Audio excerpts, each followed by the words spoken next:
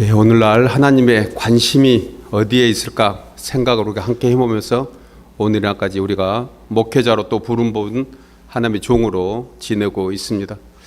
하나님의 시선은 어디에 머물고 계실까요? 저는 말씀을 준비하면서 오늘 이 자리에 하나님의 시선이 머물고 있지 않을까 하는 생각을 해보게 됩니다. 이유가 뭘까 생각해 보다가 한 영혼이 천하보다 귀하다 하셨는데 우리에게 맡겨진 영혼들이 얼마나 많이 있는가 라는 생각을 해보니 하나님의 시선은 지금 이 자리에 머물고 계시는 것은 분명합니다. 하나님께서 한 영혼을 구원하실 때마다 천국에서 잔치가 열렸다고 했습니다. 만약에 우리들이 사역하면서 우리를 통해서 영혼들이 하나님의 귀한 잔치에 참여하는 그 영혼들이 얼마나 됐을까 하는 생각 또한 해봅니다. 바꿔 말하면요, 오늘날 사탄은 어디에 시선을 두고 있을까 라는 생각도 함께 해봅니다. 아마 이 자리가 아닐까 하는 생각을 또한 해봅니다. 하나님의 영이 머무는 곳에 사탄의 역사가 심하기 때문에 그렇습니다. 하나님께서 우리를 향해서 기대하시고 원하는 것만큼 사탄 마귀는 그것을 파괴하고 그것을 망가뜨리려고 하는 것 우리가 익히 잘 경험합니다. 하나님의 종으로 부름받지 않았을 때와 하나님의 종으로 부름받았을 때의 차이가 무엇일까? 그것은 큰 틀에서 보면 두 가지 생각을 해보게 됩니다. 하나는 하나님의 부름을 받지 않았을 때는 사탄은 별 관심이 없을 거라는 생각을 한번 해봅니다. 개인적인 구원에 대해서는 분명히 사탄도 그다음에 마귀도 우리 개인을 향해서는 공격하고 대적할 것입니다. 그런데 주의 종이 된 다음에 하나의 부름을 받은 주의 종으로서는 분명히 다릅니다. 그것은 하나님의 기대한 만큼 마귀도 그것을 파괴하고 방해하고 못하게 하기 때문에 그렇습니다. 오늘 저는 데살로니가 후서에 나와 있는 본문을 찾으면서 한 가지 우리가 깊이 인식하지 못하는 한 단어를 찾아내 보았습니다. 여러분들도 이미 묵상하시면서 잘 알고 있는 내용일 수 있는데요, 저는 새삼스럽게 그 말씀이 들어왔습니다. 왜냐하면 하나님께서 미혹의 역사를 만들어 가신데 하나님께서 미혹의 영을 보내신다는 거예요. 어떻게 하나님께서 미혹하는 영을 보내실까요? 우리는 생각할 때 하나님은 무조건 은혜 베푸시는 분으로 생각합니다. 그리고 그렇게 우리는 설교하고 또 그것을 복음이라고 생각합니다. 마땅히 그것이 생명이고 복음입니다. 그런데 오늘 본문에 보면 하나님께서 미혹의 역사를 악한 자에게 보내신다는 거예요. 그렇다면 하나님께서 가끔 우리에게도 미혹의 영을 보내실까라는 생각을 해보고 참 두렵기도 했습니다. 분명한 것은 우리에게는 그렇게 하지 않으신다는 것입니다. 이것 또한 제가 해석하는 유로의 복음일 수도 있습니다. 하나님을 믿었다고 하는 사람 중에서 악한 마귀의 사탄의 앞잡이가 되고 그것으로 인해서 오히려 하나님 나라를 망가뜨리는 그러한 일을 우리는 처처에서 보고 있습니다. 여러분, 이단과 사이비의 차이를 아십니까? 이단과 사이비 분명히 뭔가 다르죠. 저는 그거에 대해서 정의를 이렇게 해봅니다. 이단은 우리가 아는 대로 끝이 다르다고 얘기합니다. 그것은 처음에 시작은 성경 말씀으로 하고 복음의 교리로 시작했다가 그 다음에 사람의 어떤 인식이 들어가서 그것을 왜곡시키는 것을 이단이라고 합니다. 이단은 교회 형태를 가지고 있습니다. 이단은 그리스도 이름으로 기도하고 하나님의 이름을 찬양합니다. 그런데 이단입니다. 그러면 사이비는 이것도 저것도 없습니다. 어느 한 주권자가 자기 마음대로 교리를 만들고 그리고 자기 편할 대로 좋은 대로 하나님의 말씀과 상관없이 합니다. 사이비는 개인이 교주를 하고 있고요. 이단은 단체가 하나님의 이름으로 하나님의 나라를 회방합니다. 그들 중에는 저는 이렇게 생각합니다. 이단에 속한 자들은 과연 예수님을 몰랄까? 예수님 이름으로 기도하지 않을까요? 그런데 그들을 향해서 이단이라고 합니다. 왜 그럴까? 사이비에 대한 것은 우리가 얘기할 것도 못 됩니다.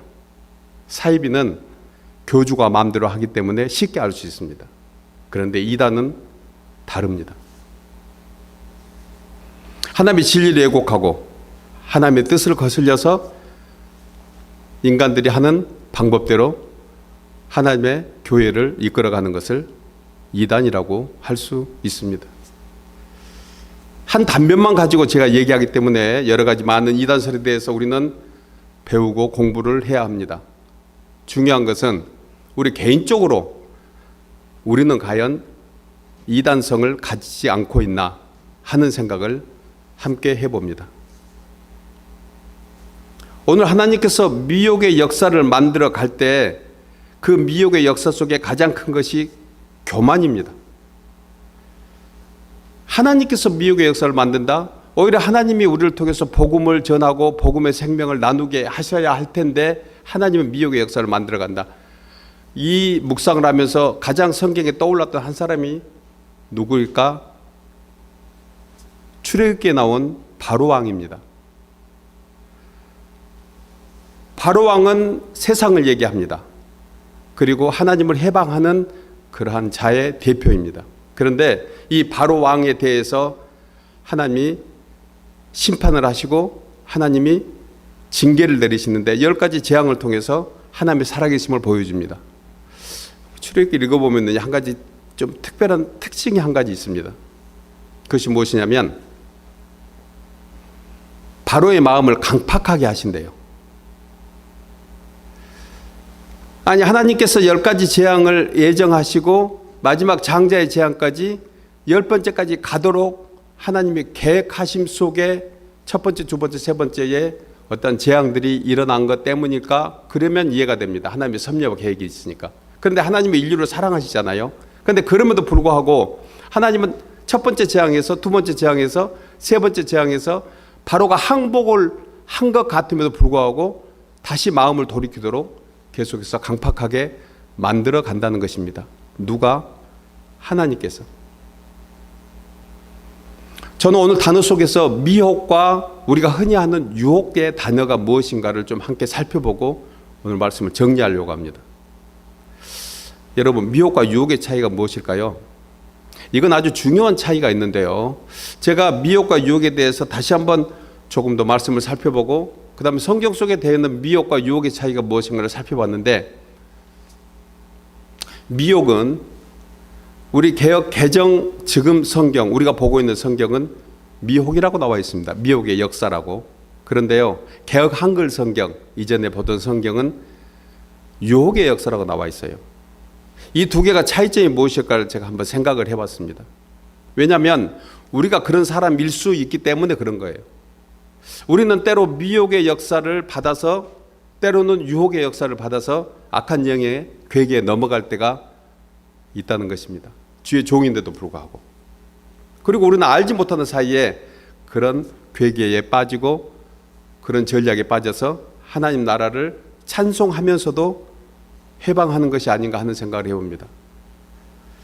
미혹은요, 단어의 형태 보면 능동으로 되어 있대요. 능동성이에요. 미혹, 유혹과의 차이에서. 그러면 유혹은 수동적입니다. 단어의 형태가. 예수님께서 마태복음 4장에 마귀에게 끌려, 성령에 이끌려서 광야에 나가 마귀에게 시험을 3번 받습니다. 예수님께서 받은 시험은 미혹일까요? 유혹일까요? 예수님은 죄가 없으신 분입니다. 아까 좀 전에 말씀드릴 때 미혹이라고 얘기하면서 제가 능동적이라고 했습니다. 유혹은 수동적이라고 했습니다. 그러니까 유혹은 나와 상관없이 외적인 영향을 가지고 우리가 시험 드는 것을 유혹이라고 해석한다면 마태복음에 나오는 예수님의 시험은 마귀의 유혹에 속합니다. 왜냐하면 외부에서 영향을 받았기 때문에. 우리는 주의 종으로서, 하나님의 사람으로서 때로는 미혹과 유혹을 다 받는다고 생각합니다. 미혹은 내 속에서 가지고 있는 죄의 본성에서 영향을 미친다는 거예요. 부자 청년이 예수님을 찾아왔습니다. 그리고 예수님께 어떻게 영생을 얻을까 묻습니다. 그때 예수님께서 너의 소유를 다 팔아서 가난한 자에게 주고 나를 따르라 할 때 부자 청년이 주고 따랐나요? 당연히 안 따랐습니다. 그는 그의 소유가 많음으로 근심하고 돌아갔다고 했습니다. 자, 여기서 그 부자 청년은 미혹의 역사를 당한 걸까요? 유혹의 역사일까요? 부자 청년은 자기 속에 있는 죄의 본성, 욕심, 욕망, 그걸로 인해서 예수님의 말씀이 거기에 걸림돌이 되었습니다. 마땅히 미혹을 받았다는 것입니다. 오늘 본문으로 돌아옵니다. 오늘 본문이 하나님께서 미혹의 역사를 사람들에게 보냈는데 누구에게 보내냐가 중요합니다. 포괄적으로 얘기하면 불신자입니다. 믿지 않는 사람이에요. 그런데 그 중에 믿는다고 하면서도 온전히 믿지 못할 때 그런 현상이 납니다. 우리에게 때로는 목회하면서, 때로는 주의 종으로서 사명을 감당하면서 어려움을 당할 때 이것이 나로 인함인지 외부로 인함인지를 우리는 생각을 하고, 그리고 우리의 문제점들을 해결하고 목회를 해나가고 있습니다. 이것이 나로 인한 문제인가? 즉 미혹받은 것인가? 아니면 악한 사탄마귀 영적인 외부의 공격을 받아서 나에게 이런 일이 생겼는가를 생각해 봐야 한다는 거예요. 하나님께서 우리에게 능력과 권능만 베푸시는 것이 아니라 우리의 마음이 교만해지고 우리가 하나님의 뜻에 온전하지 못할 때 혹여 하나님이 우리에게 미혹의 역사를 베풀지 않을까 조심스럽게 얘기해 봅니다. 물론 성경에 그 해석은 맞지 않을 수가 많이 있습니다. 하나님은 우리를 끝까지 사랑하시는 부분, 그것을 우리가 잘 알고 있습니다. 그런데 제가 지금 한 8년여 전도사 때부터 제가 주의 종으로 부름을 받고 오늘까지 오면서 말씀을 준비할 때마다 더 두려워집니다. 갈수록 쉬워져야 되는데. 그리고 생각해 봅니다. 왜 그럴까?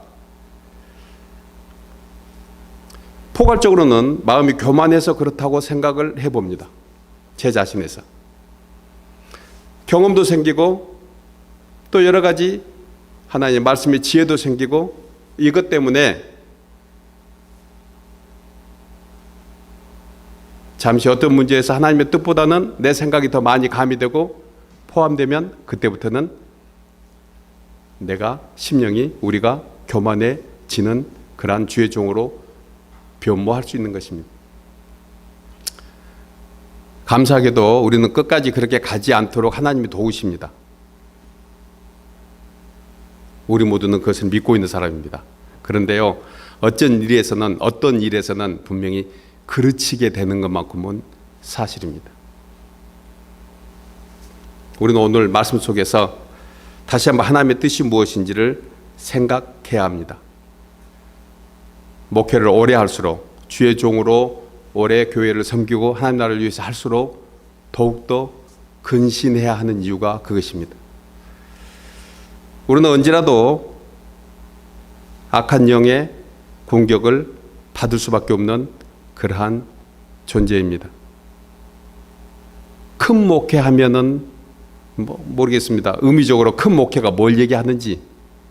그런데 분명한 것은 그냥 직설적으로 얘기하면 큰 교회를 섬기고 있으면 있을수록 미혹의 역사는 훨씬 더 크지 않을까 하는 생각을 조심스럽게 해봅니다.